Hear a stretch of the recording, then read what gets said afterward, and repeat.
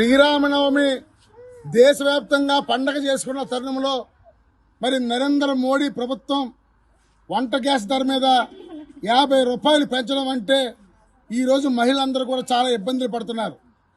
ఇప్పటికే ఈ గవర్నమెంట్ కూటమి 2 వచ్చిన తర్వాత ఈ 10 నెలల కాలంలో ఇంటి పన్ను, కరెంటు ఛార్జీలు, పెట్రోలు, డీజిల్, నిత్యావసర వస్తువులు, స్కూల్ ఫీజులు అన్ని ధరలు క్రమక్రమం పెరుగుతూ ఉంటే ఇప్పుడు మూలిగే నాకిపై తాడుబడి సొంతంగా ఇప్పుడు గ్యాస్ ధరలు పెంచడం అంటే ప్రజలు ఎలా బతకాలి, ఎట్లా బతకాలనే దాంట్లోనే ఉన్నారు.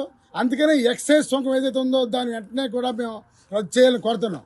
ఈరోజు మీరు ముఖ్యంగా చూస్తుంటే కరెంటు బిల్లు ఎంత ఘోరంగా ఉందంటే అసలు కరెంటు బిల్లు కట్టలేమనే పరిస్థితి ఈరోజు ఉంది. ఎందుకంటే 2000, 3000 ఒక చిన్న తాటేగిల్లు ఉన్నా సరే 1000 రూపాయలు వస్తుంది, చిన్న పెంకులు 2000 వస్తుంది, ఇక డాబాలు 5000 వస్తుంది. ఈరోజు ఈ కరెంటు బిల్లు పెంపు మీద బాజులే అనే విధంగా ఇంటి పన్ను పెంచి కరెంటు బిల్లు పెంచి ఈరోజు ప్రజలు బతకలేకపోతున్నారు.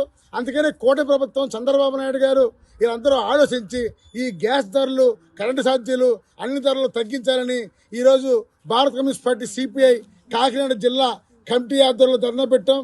జిల్లా కార్యదర్శికి బోడకొండ సహాయకారి సోగల ప్రసాద్ నాయకత్వంలో కార్యక్రమం జరిగింది.